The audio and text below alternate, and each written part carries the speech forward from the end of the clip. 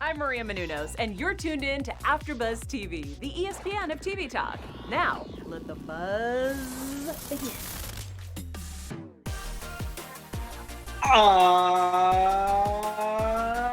Yes, ladies and gentlemen, we are coming to you live from all across the globe. It is the AfterBuzz TV RAW After Show.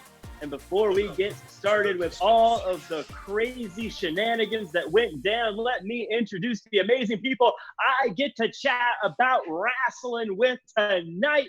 First up, he's not a duke, he's not a prince, he's not even an earl. He is the king. Ladies and gentlemen, let's hear it for Jim Alexander. It is great to be here with you, Jack. We're talking Dark Order, Chris Jericho, Brandy Rhodes here on the aid. Oh, it's Raw. Hey, wrong show. Never mind. Thought we were going to talk about the rating spike on TNT and all that, but I'll kick it to Flobo. Hey. Yes, and also with me, he's not the president. He's not the chancellor. He's not even the prime minister. He's better than all that. He is the hypothetical mayor of AfterBuzz TV. Bang the gavel for him. Let's hear it, Flobo boys.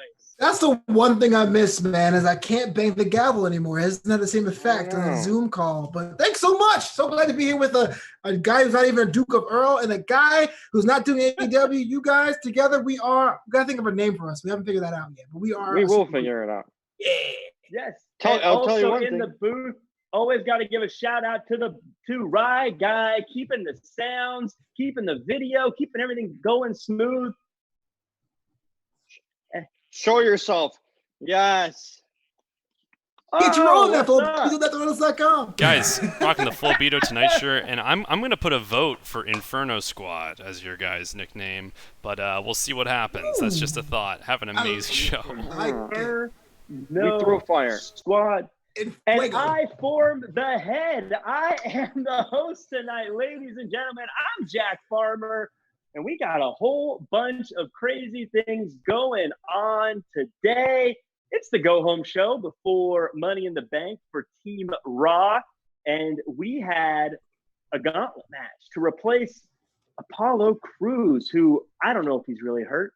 I don't know if they just said we don't want you on TV anymore. I don't know what happened to the poor guy, but we had ourselves a gauntlet match. Starts off with Lashley. The first part, it's a 3-act match. Jim, our boy Lashley shows out tonight. Takes out Akira Tozawa. Takes out Titus. Takes out Shelton Benjamin. Tell me, how'd you feel about your boy tonight? Well, at least we noticed one thing. He can take out the minorities because, you see, this is the thing I hate. The BMP is real. The BMP is real because, like, these are guys that are finally being seen. They're hidden in the back somewhere for whatever reason that can work. Clearly, Titus can work. Why don't we see him every week? You know, Tozawa is the sacrificial lamb of every Monday Night Raw. But, like, Shelton Benjamin can still work, and he's a good wrestler, even though he's up in age. Why don't we see these guys more consistent? Why are they coming out just for the BMP so our boy Lashley can get over them? It was cool to see some guys that we don't see actually. I don't remember seeing Shelton versus Lashley since, I don't know, WrestleMania 22 in Chicago and Money in the Bank, maybe. You know, that they fought, but it was kind of fresh to see. Even they might be considered jobbers. These guys still came out here. We saw something different that we don't see every week. Because how many times we can see Angel Garza and Zelina's group go versus Alistair or whoever, you know? I liked it. Great callback to Shelton. Great callback to Shelton in WrestleMania 22. I don't know if I was there. I was there. Peter Gabriel, on my way, and I'm making it. So poor Lashley now is having some marital trouble with his wife. There's Thunder in Paradise, Flobo. Now, you've never been a fan of this storyline, which is a real crime, I should say. But do you think that they're finding a way to bring this into a world that even you would appreciate? Because now their relationship is impacting how he performs in the ring. Isn't this exactly what you would appreciate there, Jack? Yeah, even you. Look, guys, I want you to clip this out, and you guys can put it on my Twitters or my social media, Flobito.com. I actually like Lashley's performance today. I finally knew what he was about. I knew he's going to come around. I finally got it. And the reason why they don't put Shelton Benjamin next to Bobby Lashley is because Shelton Benjamin's bigger. Titus O'Neil is bigger than Lashley. Camera tricks have lied to you for so long. But Jack Farmer, to answer your question, yeah, it was fine. I like the fact that Lana is now trying to be the wife who wants to help but doesn't. That's something I can get on across. Not someone who screams and shrieks and then when their man loses, screams at him. I was confused before, but now I get it.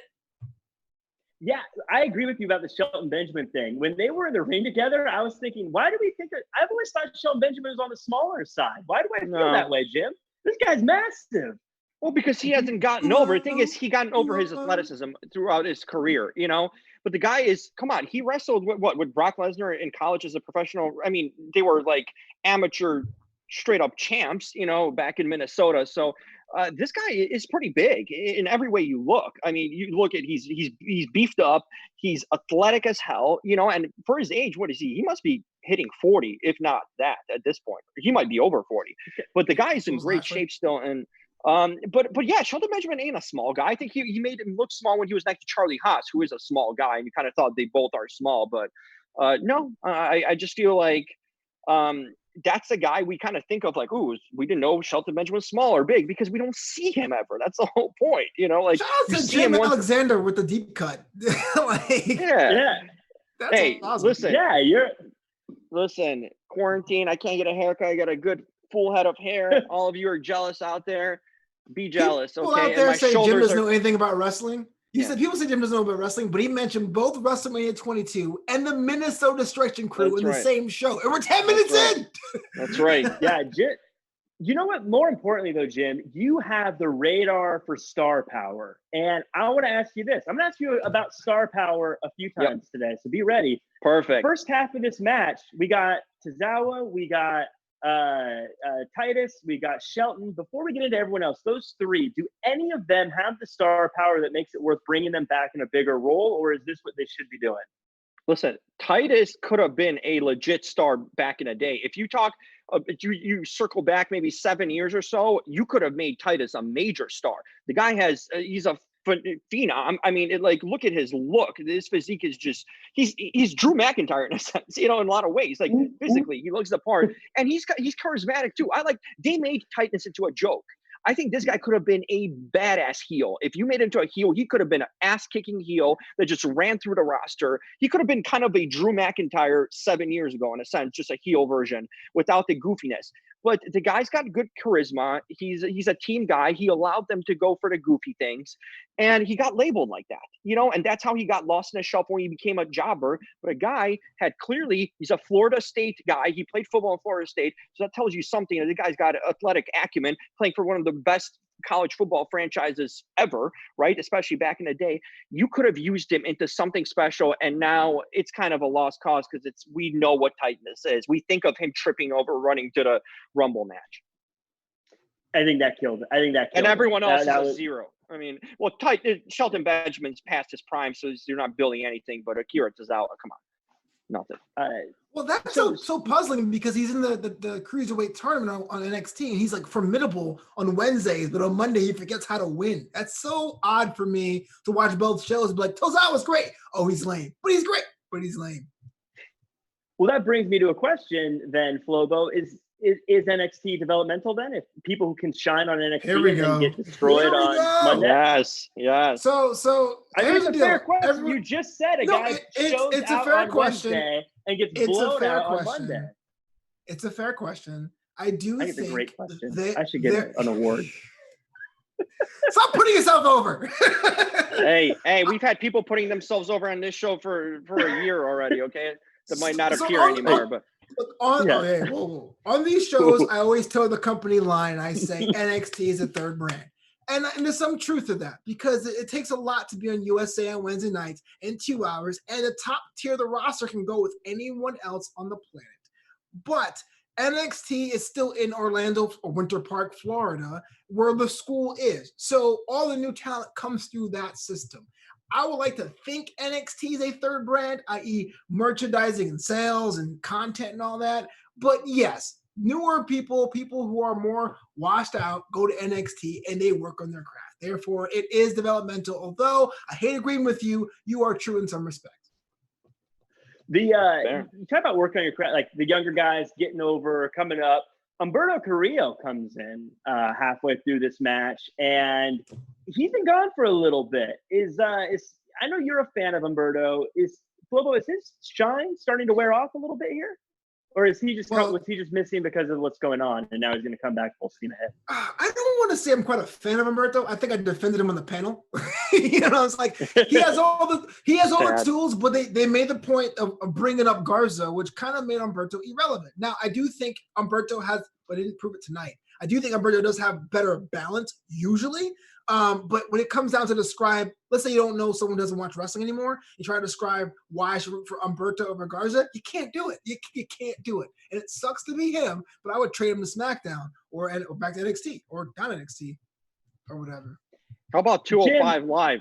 He was there too. Let's trade him there. The thing is defunct, so yikes. That'd be fine.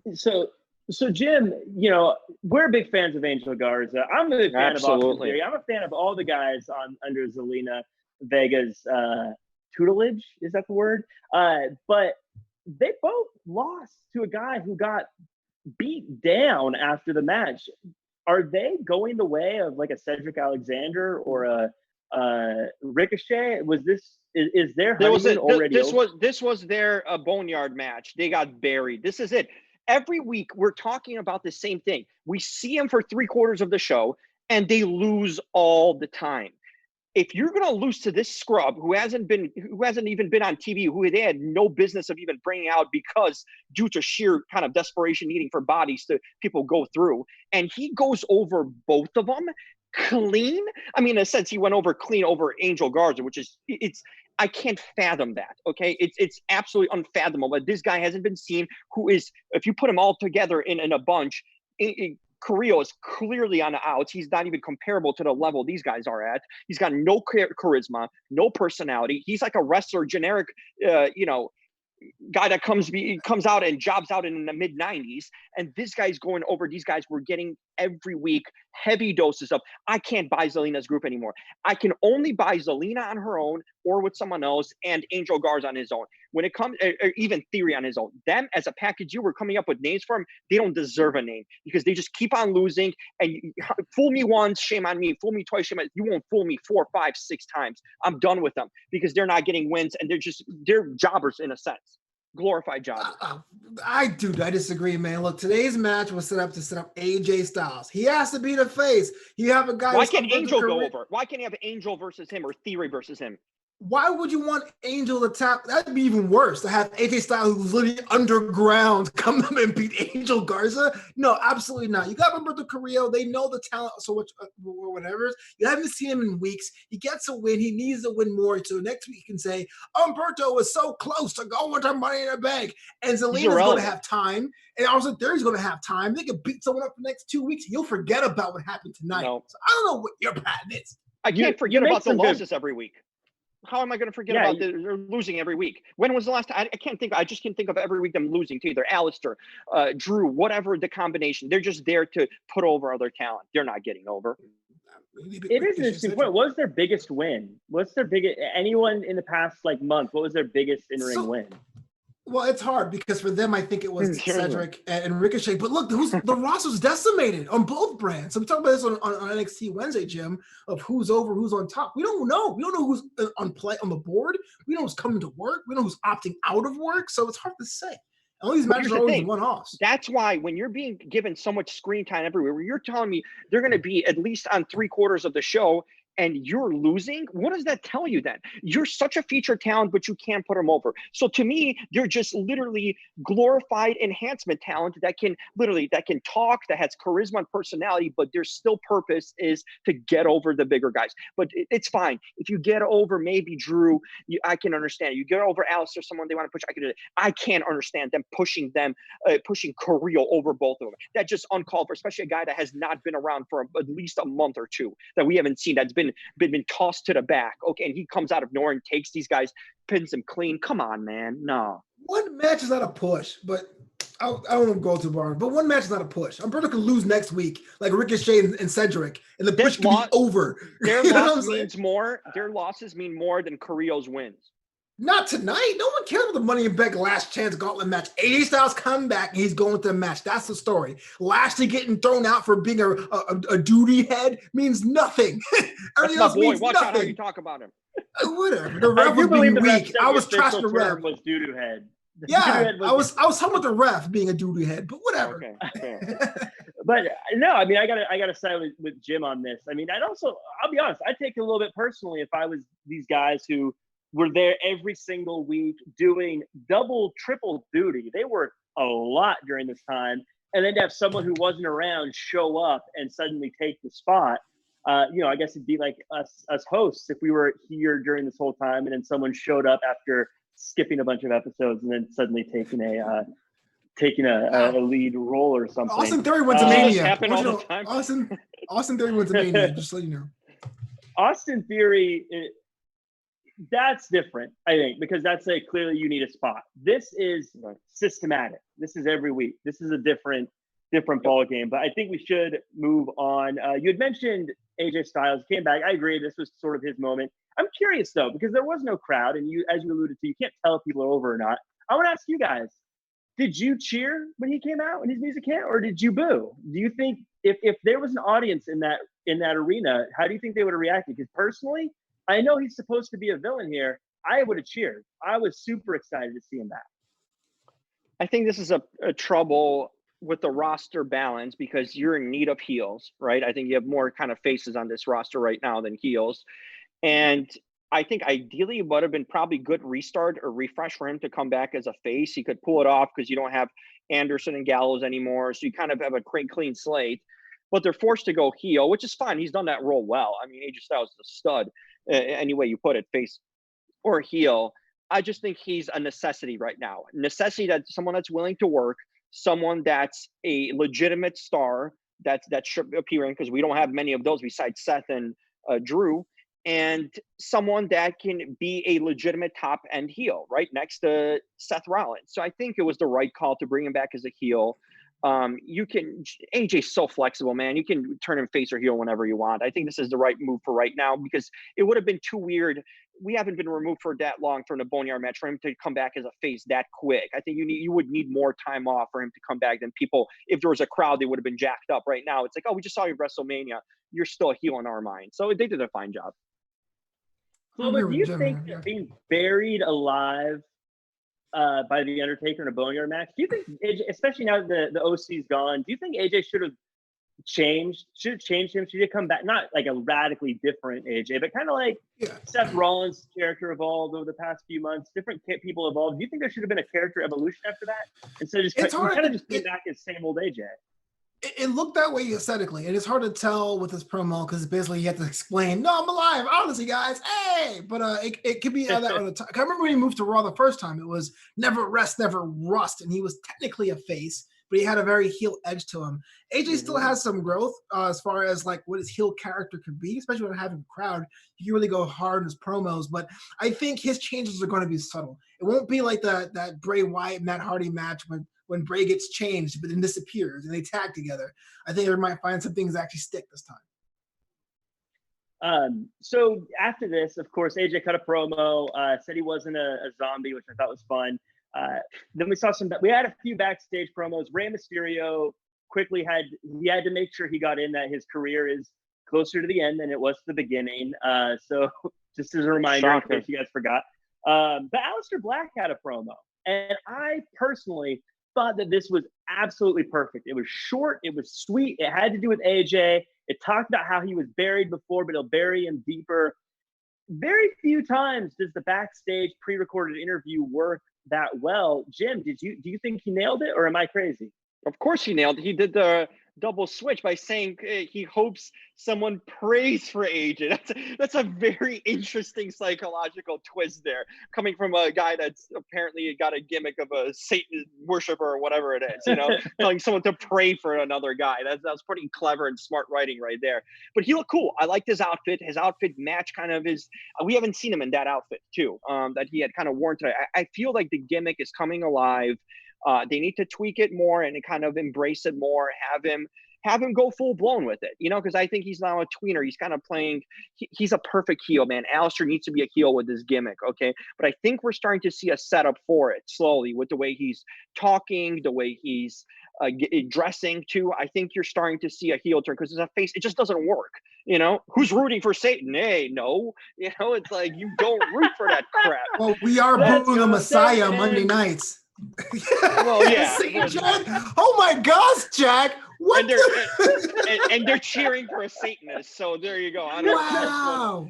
Mind blown again. But yeah, I like what they're doing with him. Good promo for sure. It was the best out of the little vignettes backstage. He's growing every week. I think one guy we can look at that's really gaining something out of the lack of superstars available and the lockdown, and I think it's Alistair. He's using his exposure to the right extent and actually building something, as opposed to what we talked about Zelina's guys who aren't. So Zelina should go with the guy that she's with in real life that's actually getting over like she is. Yeah, this was the first time I really, really liked it. It's a departure from his pick a fight with me, which I don't think really clicked for me. Flobo, do you think this is the future of Alistair, or is this again just a short term kind of? I think it's too early to tell. I think Alistair's always been great, but his best stuff in NXT and even on the main roster is that when he's directed towards somebody. He's been sitting backstage saying, pick a fight with me, and that's not compelling. But I remember last summer when Cesaro, the wrestling purist, decided to pick a fight with them, those two promos were on point because Alistair has a direction to say, I'm going to break you down on a psychological level. You can't do that when you throw him in a WrestleMania match against Bobby Lashley and have him talk to himself for hours and months on end. So I like it. I'm all about it. I'm hoping there's more of it, but he needs constant foes and people to fight with to make those promos make sense. Speaking of promos that make sense, you're usually in the catbird seat. You don't get to do the promo very often. I want to give you the shot. Tell everyone where you can find shows like us. Jim says I have to call everyone nerds. Nerds and marks. Yeah, that's right. From humble beginnings, AfterBuzz TV became one of the biggest digital powerhouses on the world. Even during a global pandemic, we bring content to you so you guys can watch, laugh, experience, all that good stuff. So you're in the show right now watching it live. Like, comment, subscribe. Share this on social media. Let everyone know how good the shows and your hosts are. But if you're like me, you're on the podcast tip. iTunes, Spotify, 5 stars. We read them all. We get together, we over hot beverages and then laugh and say, oh my gosh, can't believe it. 5 stars all we need. Stars 1 through 4 don't work. I and everyone here today want to thank you for making us the ESPN of TV Talk. I've never gotten over a beverage talk about that. That's for sure. I missed that meeting. And I bury our promo. Thanks. Nerd. You know who didn't have a very promo? You know who had a good little promo video? Jinder Mahal. I love this. I'll be honest, I've always been like kind of lukewarm on the guy, but this video made me go, this guy's great. Jim, this is one of your boys. Yeah, that's one of my boys. Full package? Love the package. He looks relevant. He looks exciting. Again, he looks like something fresh and new is coming back. And Jinder, you can roll a great package on him. He's got the gimmick behind him. He's got that heel. He's got that old school kind of anti-American heat, which I love that we don't have that kind of in wrestlers and characters today. What was the last one that really had like that Jack swagger maybe, God, my references are so good. I'm such a historian here. Screw you, Meltzer, whatever the hell that guy's name is. I know wrestling better. Super kick to Meltzer. Meltzer's down. He's old anyway. He'd go down without a super kick. But the thing is, like, that is what we want to see. This guy, I think they made a mistake in a sense that they didn't put him as straight up instead of the Gauntlet. I know they need to fill time and all. Jinder should have been in the Gauntlet and won it. Maybe if not for AJ, it could have been Jinder easily and he would have slid into it. I see big things for Jinder. This is just a preparation. This is a taste. This is a trailer of what we're getting for that eventual feud with Drew McIntyre. It's totally happening for sure. They're putting in time into him. You're shaking your head, Flobo. For the record, I like Jinder. I like him a lot. And last week I was surprised you guys like him as much as I do. But you sat there and you said, oh my God, Zelina's group has lost 3 weeks. They're over and done. Jinder hadn't won a match in a year. and with knee surgery. And now you're telling me that with one promo, one match, you're on board again? It's all good. He's built up in again. India. He has goodwill to build, Jim. He has Indian business to take care of. Okay, the man was gone for a while. Okay, now he's Indian business. Well, business in India. That's what I said first. Yeah, okay. But you know what I mean? Like, we forgot about him. He's back. He's back on track. The promo sound. You're kind of, Jack, aren't you kind of feeling excited? Like, where was Jinder? This is the Jinder we remember. This is not the Jinder we see with those two clowns that were getting RKO'd by Orton. This is the Jinder that was world champion. That's how they're pushing him right now. They were there when he was world champion. Yeah, but this is great. To Flobo's point, when you're after an injury and after someone's gone for a while, you get the goodwill of however you come back, I'm going to start perceiving you differently. Like when Nia Jax came back, she got brought in as an unstoppable monster, and she was always kind of an unstoppable monster, but you go, okay, this is who we're getting. And I think that's how it is with Jinder. I think we kind of step back and go, okay, he had some rough patches, but now we get to see him start over with this great video package that looked great. He looks like he's in phenomenal shape. Yep. I think there's some mileage with him, especially after losing a lot of big guys like Rowan recently. I agree. Not that I think Jinder should walk out with a mechanical spider, but I think there's a space for him. I don't know if I see him going quite after McIntyre just yet. I think that's something that needs to get built up a bit more. Yeah, build it up a bit. But you can see the seeds being planted for an eventual feud with McIntyre, for a world championship kind of feud, because they wouldn't be showing promos of Jinder. They were just like, oh, he's out there one week, he maybe got win over a scrub and then loses or whatever. No, they are investing time. Whenever you get a promo and a new highlight package, you're important for some reason. Yeah, I'm agreeing with you guys. I want Jinder to do well. I think I think his title run gets overlooked because his main opponent was Shinsuke Nakamura, who wasn't ready at the time. But so hopefully now he gets a real decent shot. And we need an Indian kind of like Indian, we don't have any Indian wrestlers that are up. He's one of the only few, that are in the entire roster. We need to push a guy like that because there's a huge fan base in India, right, for WWE. And why not have this guy on? At least he doesn't have to be a world champion, but upper mid-card or mid-card.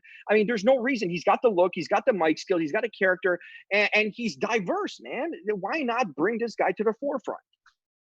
I think as long as I think it's okay to incorporate a lot of like the Bollywood stuff, but they can't make it funny. They got to keep it serious. Yep. They've got I like the styling of the Bollywood stuff, like all the extravagant things, but I don't think he can't be funny. He's got to be serious if they want to keep this going. Jack Farm has an eye for aesthetics. I do. It's very important to me. Speaking of aesthetics, and promo videos, we had a countdown, a top 10 countdown, Money in the Bank moments. I actually was confused about whether this was cash-ins or Money in the Bank match moments, but I just kind of mixed them together.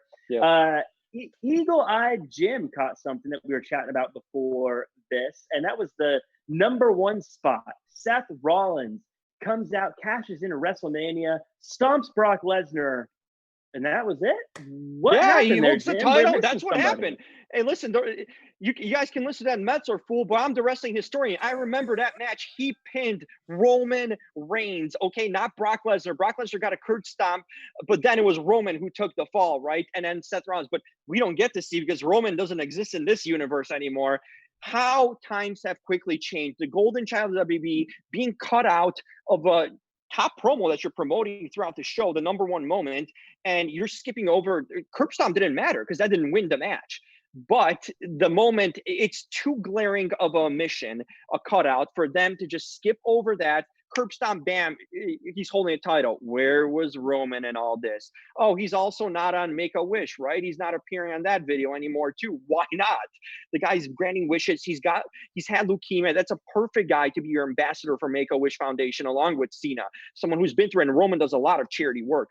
What is going on? There's apparently no mentions of Roman backstage. This is concerning. What's going on so quick? We always kind of, the fans booed on Roman, but man, the guy's a star no matter what. And now suddenly we're supposed to forget about him. Flobo, it's clearly obvious. It's always a little weird. It's weird to talk about. Let's just front it. It's a little weird. But do you think this is WWE saying, look, you don't want to be a part of our show, you're not a part of the show? Or do you think it's them saying, look, maybe like we don't want to remind people that he's missing? Or do you think maybe it's just a weird coincidence? It's kind of going to be a little bit of both, because you don't have to mention Roman Reigns in the show or anything like that. But if you're going to do the title match, you got to have Roman in there. He's not like a persona non grata. He's not like a Benoit, Right. for example. So that's where I got weird. I'm glad Jim caught that because I didn't. I was like, oh yeah, whatever. WrestleMania 30, whatever. It was Brock Lesnar. It's interesting, and I guess the company standpoint is, hey, look, we're in a weird time where the governor just told you professional wrestling is essential, and you have someone who's immunocompromised who decided to voluntarily take himself out of proceedings. If you show him, people are like, hey, where's Roman Reigns? Google, oh, that's why he's not there. Well, is it safe? If he's cutting out, is his whole environment safe? So again, I understand why they won't mention Roman Reigns on the air or during the matches or talk about what's on SmackDown, but if you're going to have a Money in the Bank moment and not have the former world champion there who didn't commit a crime, then it is kind of in poor taste. Did I hear a dog bark? Was that a dog barking in the background? That's my dog. No, that's Roman Reigns. The dog is back in his yard. Okay. Roman's back, dude.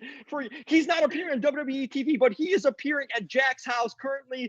This is big news. We are breaking news right there. Hey, Roman, keep it down, Roman. It's his. You're in his yard. You are in his yard, Jack Farmer. The farm. There's is only his. 9 of us here, so it's cool. The farm is his. Send him out to the farm. The big dog sent out to the farm.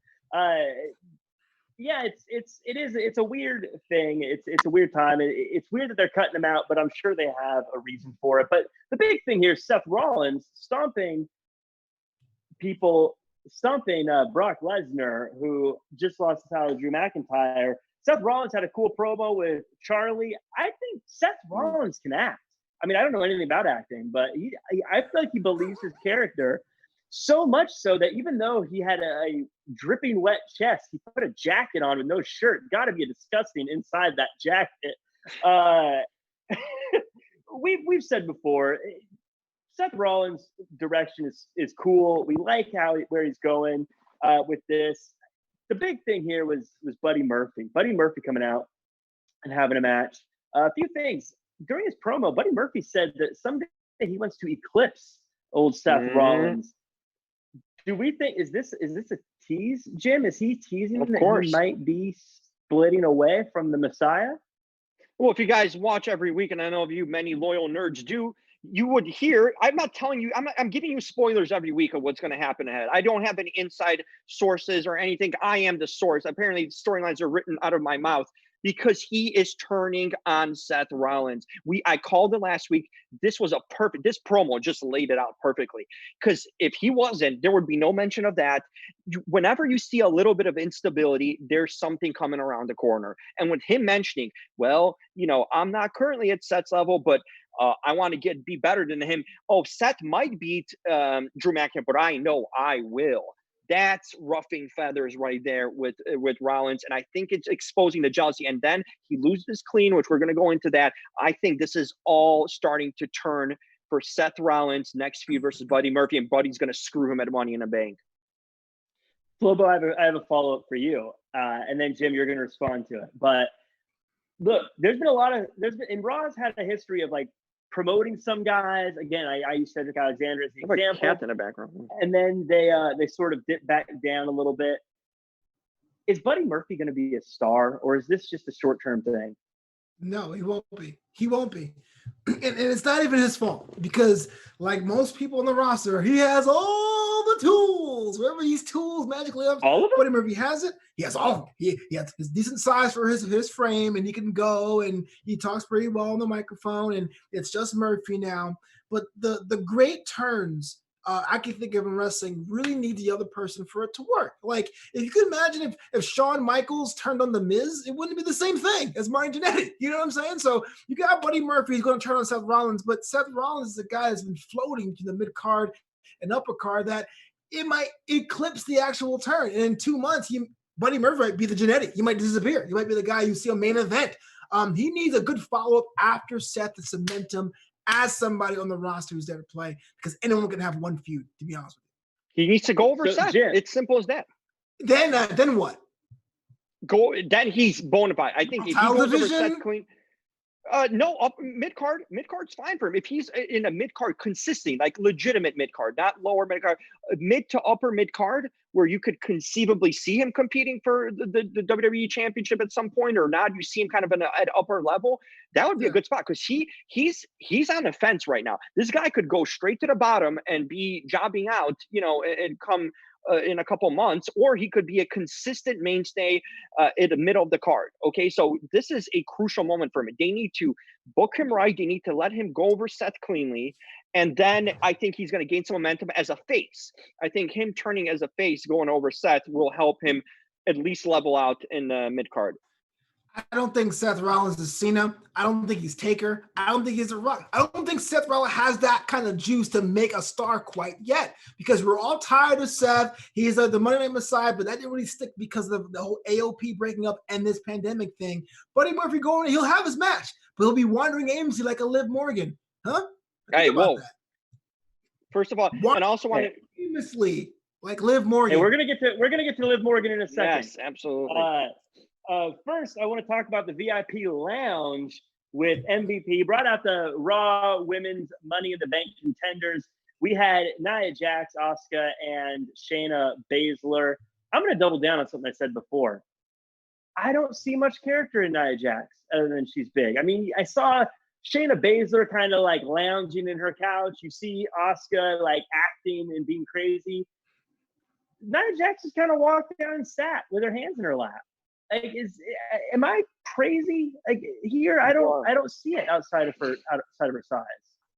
No, I think she doesn't need to. That's the one thing. Here's the thing: some people just get the pass of not having to be good on a mic because of sheer presence. She has something that no other woman on that entire roster has. That is size. That is intimidating power.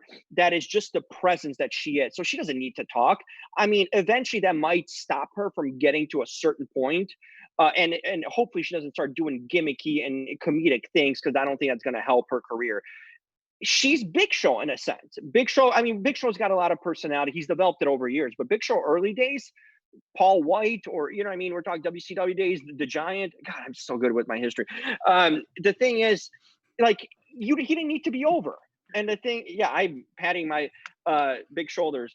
And the thing is that I don't think Nia Jax needs that personality. I think she's good as is. The thing that kind of hinders her actually when she talks is she's got a soft voice, and that doesn't work with her image and kind of intimidating presence, right? So her soft voice, like, oh, she sounds sweet and nice, like some people just have that soft voice. Apollo Creed sounds like a teenager in a lot of ways. So that's why he's kind of, you kind of make him as like a lovable teddy bear kind of guy, because you can't see him as like a heel or a bad guy. That's the thing with Nia Jax. I think she'll be all right as long as she's dominating and she's booked as if she's supposed to be dominating.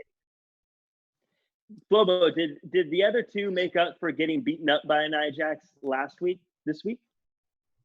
I guess so. I guess with the three of them, you got, Nia is going to be the heel. The internet doesn't like her that much. The people gets under her skin. She's not really riding it home for people, but she is a large woman, and she has history with pretty much every woman on the roster. Then you have Shayna Baszler, who just her personality, her character has been flattened. And NXT, she was an absolute threat. You don't want to see Shayna Baszler in an alleyway during the day. But on Raw, you're a cage fighter. How about them cages? Cage fighter? You're quoting Latin at me, cage fighter? Which one is it? But that just opens the door for Asuka, because Asuka carried the entire segment, because she didn't say a word of English besides bully, and I was on board with everything she said, every song she did, things with her body. Like, okay, I'm rooting for Asuka. If this is a segment I have to go on, that's what I'm picking. I always say I have no idea what she says, but I completely understand her when we talk about Asuka. That's performance. We got to move on, though. Sure. And MVP had a lounge with lots of women on it, but there's a place with more women that are better. It's the best place ever. Ladies and gentlemen, it is time for the King's Court. Take it away, Your Highness. Play my music. Nothing. Please don't. Nothing. The producers are not even listening. They will be exiled. Nia Jax fans. That's what. Here's the thing. we know what we will do now. If there's not going to be cooperation, I'm sending the producers of this show. I'm sending all those minions in the chat that keep on hating on me that will never be in a King's presence. They are going to be way outside of the King's dungeon, and they will be there just in case someone tries to get in, and they can be the Jim Alexander. Thank you. And all of his lovely muscle shirts that are green. That's right. With the reflection of his window to show his whole room. That's right. That's right. Respect him. This place sucks. Listen to him. That's right. And revolt. I am the king of it. Thank you, Ryan. You're welcome back, and you're not going to be served to the Sharks. Here's the thing, King's Court. I'm going to give you guys some explanation, okay? Because many people don't understand how is Mandy, postponing all this. This is the comparison. First of all, my top three, okay? We have a King's bed, okay? Top three, Liv Morgan, the queen, number one. Charlie Caruso, number two, coming in this week, okay? Charlie Caruso, the hair, the everything. She is making it work. Alexa Bliss, we're stealing her from SmackDown, top three. And on the outside, we, of course, still have Charlotte Flair. She is making a fourth appearance in a row, which is very shocking to me. So good things are happening there. We have no one in commercials right now that we are willing to bring in right now. So get better products out there, pitch, so I can bring in some of the King's Court. And there's some people that are at a fringe of a King's Court that are about to be really close, like Lana, because the couch is kind of filled up. Lana, Bianca Belair, hold your turn, you're coming soon. So this is the top three of the King's Court. And to make you understand why Liv is the queen, she's the Patrick Mahomes. She's the Kansas City Chiefs. Okay, Liv Morgan's exciting, hot, young, fresh. Okay, she's got all that potential. She's the star of the future. She is what we want in a King's Court as a queen. And Mandy Rose, okay, she is the New England Patriots, current New England Patriots, because she got rid of the Tom Brady, okay? She decided to go with a Jarrett Stidham. Hell, Jarrett Stidham's better. That ogre, that ugly gargoyle, whatever his name is, that fat boy. She decided to go with him. Oh, yeah, my peach. Well, Mandy, you've been impeached from the King's Court from that ogre. So you ruined your chance to be the queen. Liv Morgan, we're all good in the court. That's for this week's King's Court till Wednesday. What's up? Another solid King's Court, and it goes very nicely into the Charlotte Flair Liv Morgan. Sorry, Jack. He buries this poor woman twice a week. On the show, she's not on. Both doesn't matter. Doesn't matter. And we just accept this. We don't even have. Do we have a SmackDown show here after a show? I don't know who's doing it. It's on Sundays with Brian Santos and two other people. Who? Okay. Flobo, it doesn't matter. I'm taking over the people from them need to be taken over. It's a hierarchy. I have no say. This isn't my. That's right. This is a top three. I am but a farmer. I'm but a farmer in the kingdom. That's right. I guess. That's right. Hey, Jack, you might be welcome just for a tour, a visit. You won't be fed to the Sharks like some of those minions and peons or whatever you want to call them. I'm bringing a camera. So Charlotte Flair had a match with Liv Morgan. Yes. You guys host a show called the NXT After Show every Wednesday at 7 p.m. Pacific Standard Time on AfterBuzz Television. How do you guys feel about Charlotte defending that title on Raw? I personally think it's a great way to advertise NXT and wish they would have guys like Keith Lee and Adam Cole do similar. But what do you guys think? Jim, you want to go or should I take this one? You go with Charlotte. I'll go with Liv. I know it's coming soon. So. Oh yeah, well, Liv is pretty much. Well, okay. Here's the problem I have. I like the idea.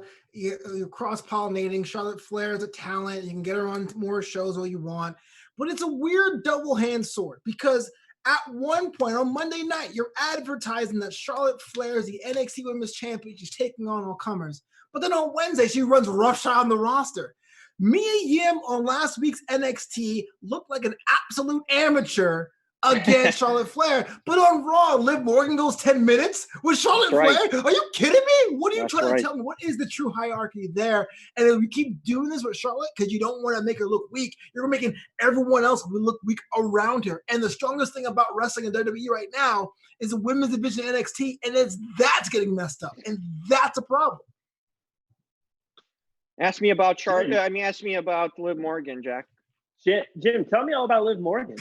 Well, let me tell you something. Liv Morgan this week showed why she's a star up and coming, not like Mia Yim. No one cares about Mia Yim. Everyone cares about Liv Morgan. You saw how she went when she went toe to toe. She's reminding me of a young up and coming Alexa Bliss. Okay, that's who Liv Morgan could be if she's properly booked. She can work in a ring, man. I don't know, like those are skill sets that she has. She's got move sets and skill sets. She went with Charlotte, who's significantly bigger than her, taller in every way, and she hung with her like believably. Second of all, Liv called that. Stop! That no, promo. Absolutely no. You did not. No, you did not do believably at all. Great promo by Liv Morgan tonight, coming out there. I love that music. It just gets me hyped up. Liv Morgan cuts a promo. She's in the running for the title. This is step one of Liv Morgan's championship journey and to stardom. I'm telling you, Alexa Bliss 2.0, Liv Morgan. That's right. No, there's one word to describe. You get one response, but then we got to move on.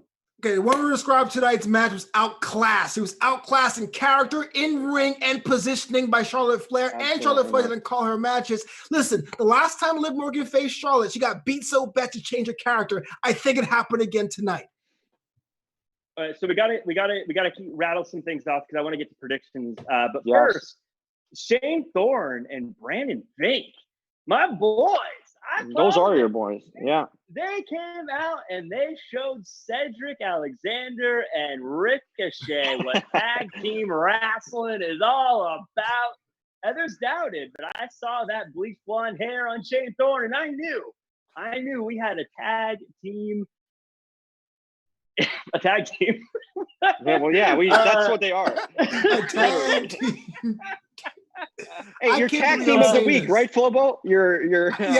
Yeah, I can't believe this. I watched this and Jack called it. He had a prediction and it came true. That never happens, right? I feel like we should give you like a reverse asterisk or something. This never happens. A reverse asterisk? Yeah, you get to have like one removed from all the. Yes, that's right. One fewer asterisk, ladies and gentlemen. You heard it here first from the mayor himself. Look, my predictions are perfect with one less asterisk attached to the asterisk. Thank you, Flobo. I appreciate that. Viking Raiders beat the Street Profits as well. I think that's just setting them up for a match and Money in the Bank. Any Street Profits? I thought it was match of the night, but any comments before we dive into predictions? Man, I just wish they repackaged Street Profits. This is such a goofy act that's trending downhill real quick. This could be horrible to their career going down because these guys are so good when they're in a ring, man. They can work. You know what I mean? But they're gimmicky stuff. We don't need to hear, Angelo Dawson every week. Yeah, fam, 2 words. I mean, this guy can talk better than that. You know what I mean? He's a good talker. Why do you have him do 2 catchphrases all the time? Montez is just like a clown, literally. Like, he's like a cartoon character. Why are you making these guys sound like clowns and appear like clowns? And when they have so much skill and talent that they could actually work. And I would love to see them as heels, like legit heels. I know they kind of teased that whole thing in NXT before. You know, they brought up, but I just don't like these gimmicks. They're so over the top, man. It makes me feel bad for these guys because I know they're so much better than that. And I think that's going to, especially with no audience now, with no one cheering for them, it looks just clownish, man. It looks amateur, childish crap. Yeah, they're great with the crowd, but without them, it's kind of like the Cupid Shuffle when no one's dancing. Flobo, any comments on the Viking Raiders defeating the Street Profits? Oh, I have a comment about playing the Cupid Shuffle when no one's around. Why would you do that? I'm not. I guess I'm a bit more bullish. To do it in my car.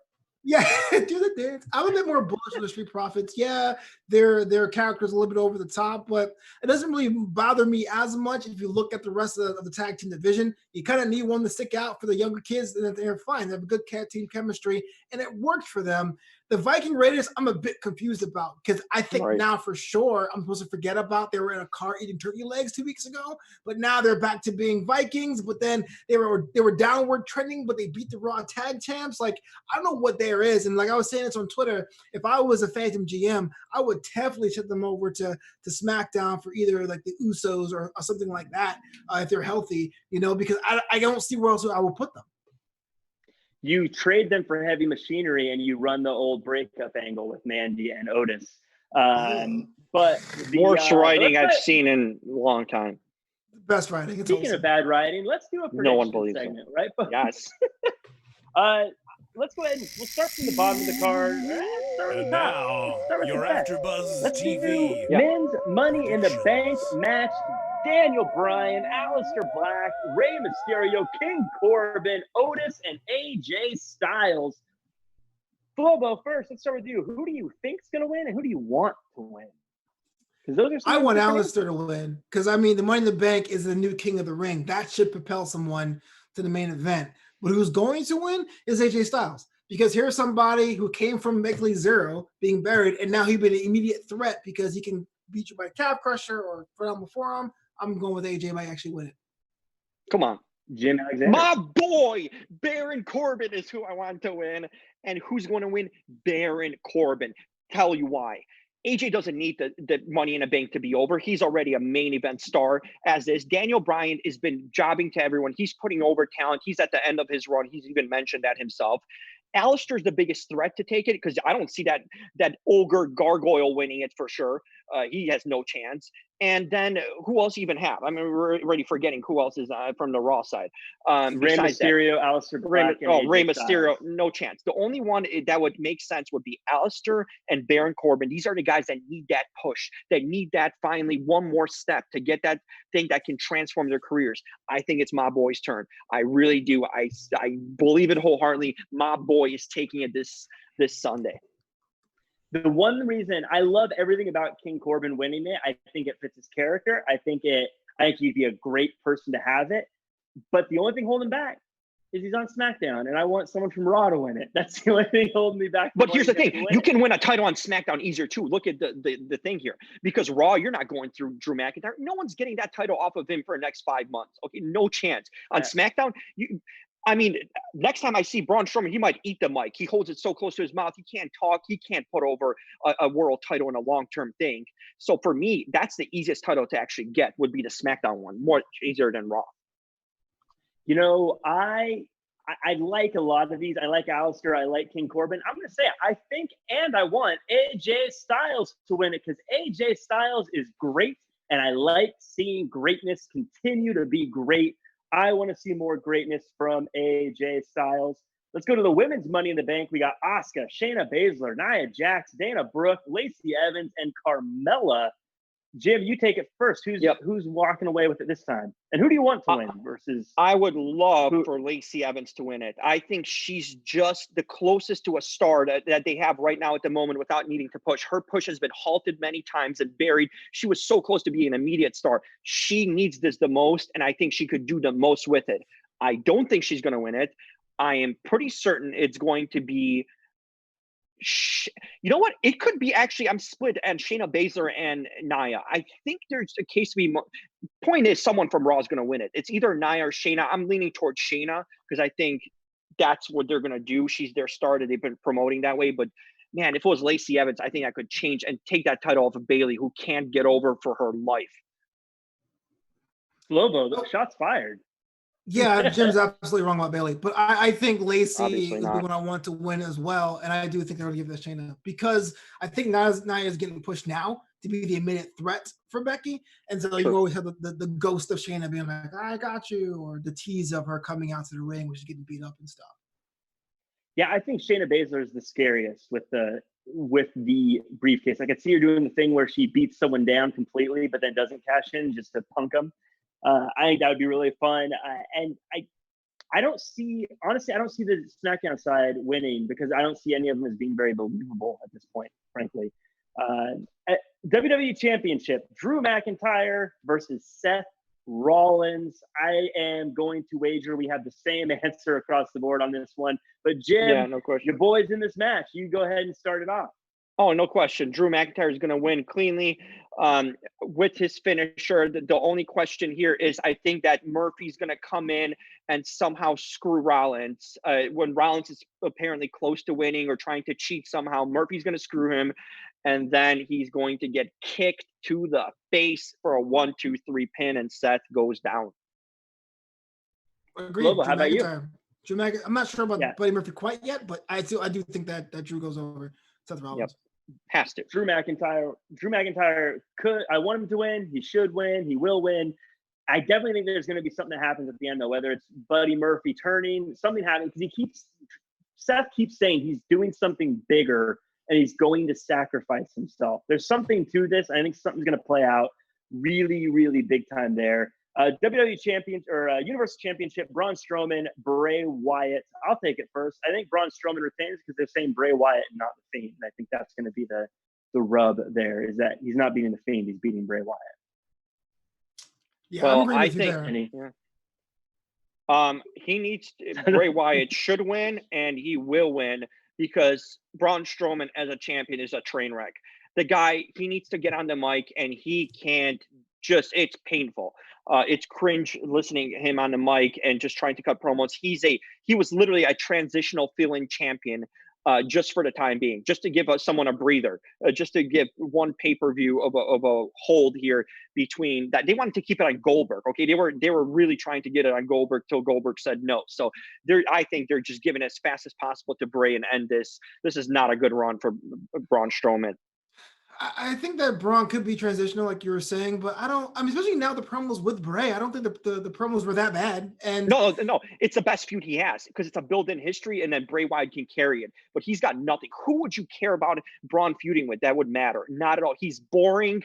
He's just a big body. We've seen him job out to SNL guys every WrestleMania. He's got a gimmick match. His ship has sailed, and now I feel like he's literally a guy that's just he's the definition of a low-end transitional champion that's just handing over the title while it's still hot to the next person.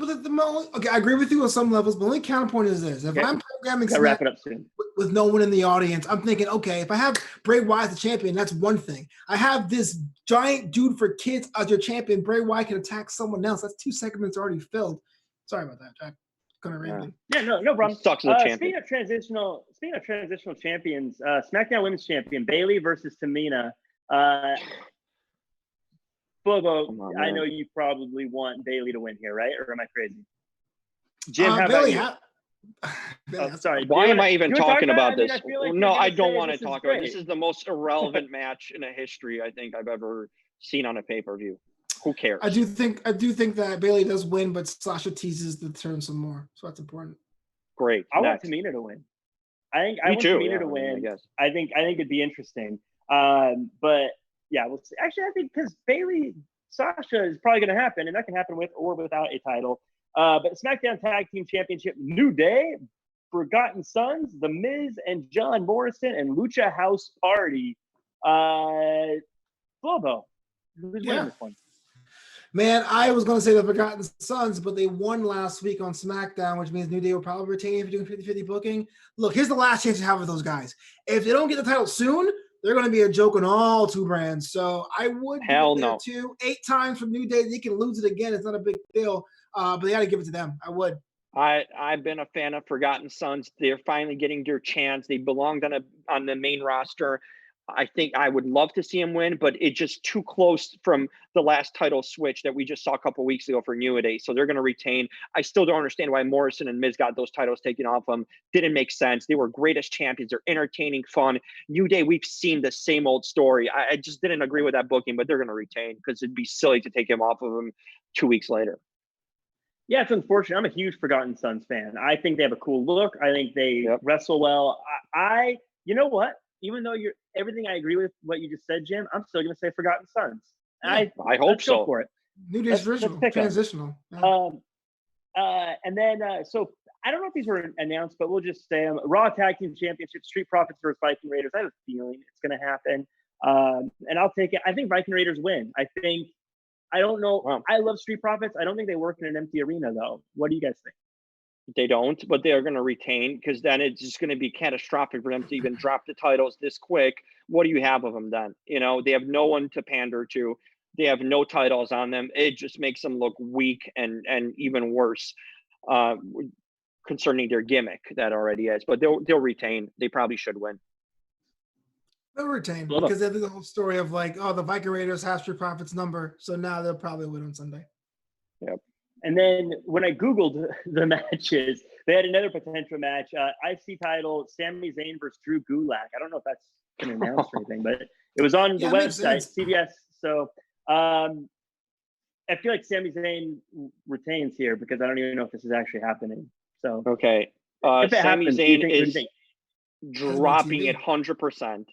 I mean, he hasn't even shown up lately on the shows, right? Have we seen Cesaro? And by the way, why my boy Baron Corbin's going to win? Because Cesaro and Nakamura are going to help him out. Mark that too. But Sami Zayn's dropping this title. Sami Zayn's dropping this title because I think, I don't know, for whatever reason, personal reason, he's not showing up. And Gulak's been the guy they've been pushing. I guarantee Daniel Bryan has some backstage pull to help Gulak get over if he can. And this is Gulak's finally getting his opportunity, winning it. He's winning it, and he should win it. I'll be happy for that. It's not me. You know what I'd be happy for?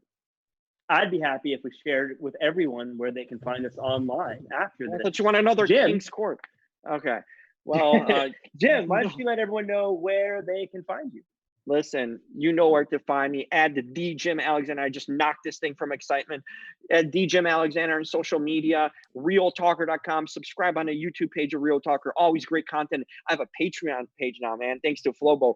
You know, that's how it goes. At Jim Alexander on Patreon, man. You got to pay for this good content because it doesn't come. Stars like this don't come cheap. Speaking of cheap stars, Flobo, where can they find you? For sure. Can you spare a dime and follow me on Twitter at Flobo Boyce, on Instagram at Flobito. Flobito.com is a website. I too have a Patreon at patreon.com/Flobo Boyce. New post came out today. And please, if you can spare a brother a dime, support the homie and buy a t-shirt at flobito.threadless.com. Now, today is May 4th. It will last longer than a candle. Special it will last day. It will That's last the one. longer than That's a candle, the one. I promise. Yeah, thanks, right guy. Definitely go pick up that shirt. Today's May 4th, a special Star Wars Day, which means Rye Guy, let them know where they can find you and some of the shows you do. Well, you can find me supporting... Oh, I thought I had a Star Wars shirt on under here. I didn't. You can find me at Ryan Nilsen on Twitter and Instagram, at Ryan Nilsen. Everywhere else, Star Wars News Thursdays, 4 p.m., Popcorn Talk Network. Be there or be square. By the way, can I say a final... Yeah, go ahead, Jack. I just wanted, after you do. Star Wars, one of the most overrated franchises ever. I'll leave it at that. Oh, you gotta be a company guy. We have a Star Wars show, Jim. What are you doing? That's fine. I'm just personal opinion. I love all things that are affiliated with the companies I work for. You can find me at jackcfarmer.com as well as at realjackfarmer across all social media. You can also check me out on the AEW social media skim, which goes up sometime tonight or tomorrow morning. And you can find me on the AEW After Show every Wednesday at 8 p.m. Pacific Standard Time here on AfterBuzz TV.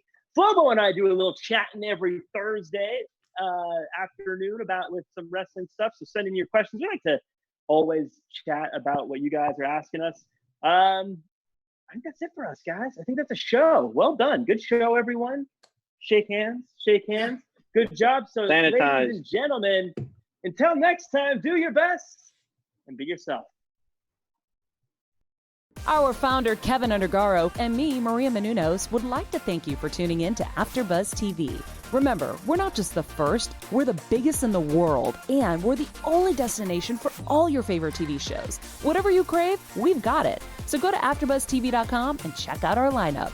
Buzz you later. The views expressed herein are those of the hosts only and do not necessarily reflect the views of AfterBuzz TV or its owners or principals.